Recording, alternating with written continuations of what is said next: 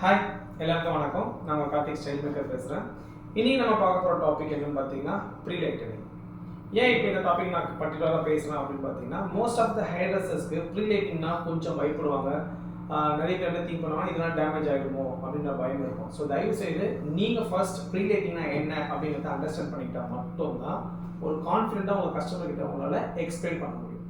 Pre lighting அப்படிங்கிறது என்ன அப்படின்னு பார்த்தீங்கன்னா, இதில் வந்து பிக்மெண்ட்ஸ் எதுவுமே இருக்காது. நம்ம கஸ்டமரோட ஹேரில் என்ன கலர் இருக்கோ அந்த கலரை லைட்டன் பண்ணுறதுக்கும் ஆர்டிஃபிஷியலாக போட்ட கலரை ரிமூவ் பண்ணுறதுக்கும் யூஸ் பண்ணக்கூடிய ஒரு டெக்னிக் தான் ப்ரீ லைட்டிங்.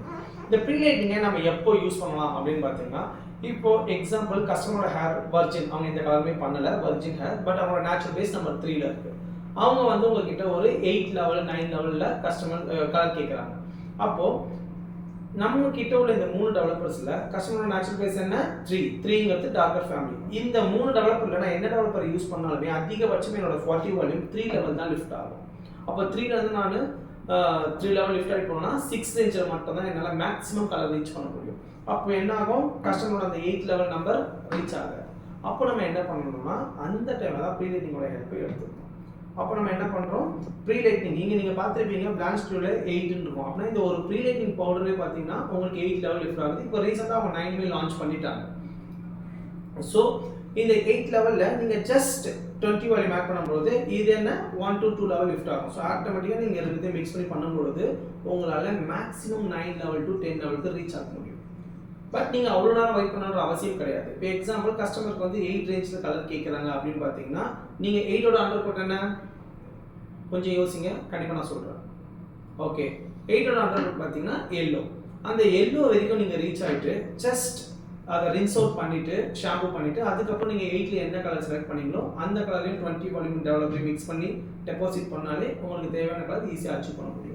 ஸோ ப்ரீ லைட்டிங்கிறது வந்து ஹேர் டேமேஜ் பார்க்கணும்னா கண்டிப்பாக ஆகாது. காரணம் என்னன்னா, இதில் வந்து பார்த்தீங்கன்னா சேம் டெவலப்பரில் என்ன ஆக்சிஜன் பர்சன்டேஜ் இருக்கோ அதை விட கொஞ்சம் ஜாஸ்தி பவர் இருக்குமே தவிர்த்து இதில் எந்த வித ஹேர் டேமேஜ் பண்ணுற கெமிக்கல்ஸ் கிடையாது.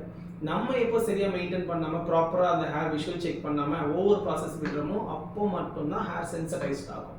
ஸோ ஹேர் ட்ரெஸ்ஸர் சைட்லேருந்து 50% மிஸ்டேக் கம்பல்சரி நடந்தால் மட்டுமே அந்த டேமேஜ் லெவல் இன்க்ரீஸ் ஆகும். மைட் பி ஆல்ரெடி கஸ்டமரோட ஹேர் ரொம்ப வீக்காக இருக்குது, ரொம்ப சென்சிடைஸ்டாக இருக்குது, இல்லை ஸ்பிட்டேஸ் இருக்குது அப்படின்னு பார்த்தீங்கன்னா அது ஒரு ரீசன்ஸ். ஏன்னா ஆல்ரெடி டேமேஜ், அது மேலே கொஞ்சம் ஸ்ட்ராங் ப்ராடக்ட் போடும்பொழுது கண்டிப்பாக நடக்க தான் செய்யும். ஸோ ப்ரீ லைட்டன்ட் ஹேரை டேமேஜ் பண்ணுவானா 100% கிடையாது. காரணம் என்னன்னா இன்னைக்கு நிறைய பேர் ப்ரீ லைட்டிங் பண்ணியிருக்காங்க. ஸோ அவங்க ஹேர் எல்லாமே டேமேஜ் ஆகுதுன்னா கண்டிப்பாக ஆகிறது இல்லை. கெமிக்கல் ப்ராசஸ்ங்கிறது ஸ்ட்ரைட்னிங் பண்ணாலும் கெரட்டின் பண்ணாலும் என்ன மாதிரி ஹேருக்கு ரியாக்ஷன்ஸ் நடக்குமோ அதே ரியாக்ஷன்ஸ் தான் நடக்கும். அங்கே ஸ்ட்ரக்சர் மாறும், இங்கே கலர் மாறும். பட் இது ரெண்டுமே உங்களோட ஹேரை டேமேஜ் பண்ணோம்னா 100% கிடையாது. நம்ம கரெக்டாக விஷுவல் செக் பண்ணணும், நம்ம கரெக்டாக ஹேருக்கு ஏற்ற மாதிரி 20 30ங்கிறத டிசைட் பண்ணணும். அப்போ மட்டும்தான் ஹேர் டேமேஜ் பண்ணாமல் நம்ம எக்ஸ்பெக்ட் பண்ணதுக்காக ஈஸியாக கஸ்டமர்கிட்ட கொடுக்க முடியும். ஸோ ப்ளீஸ் இதுக்கப்புறம் எந்த ஒரு ஹேர் ட்ரெஸ்ஸருமே ப்ரீ லைட்டிங் பண்ணால் டேமேஜ் ஆகும், ப்ரீ லைட்டிங் பண்ணால் ஹேர் சென்சிடைஸ்ட் ஆகும், பிரேக்கேஜ் ஆகுன்ற தாட்ஸை தூக்கி போட்டுட்டு ப்ரீ லைட்டிங்கிறது கலரை பிக்மெண்ட்ஸை ரிமூவ் பண்ணக்கூடிய ஒரு ப்ராடக்ட்டுங்கிற மாதிரி திங்க் பண்ணிட்டு இந்த கான்ஃபிடென்ட் நீங்கள் எடுத்துட்டு கஸ்டமர்கிட்ட பேசும்போது மட்டுமே கஸ்டமருக்கு கான்ஃபிடென்ட் வரும், அவங்க நெக்ஸ்ட் கலருக்கு அக்செப்ட் பண்ணுவோம்.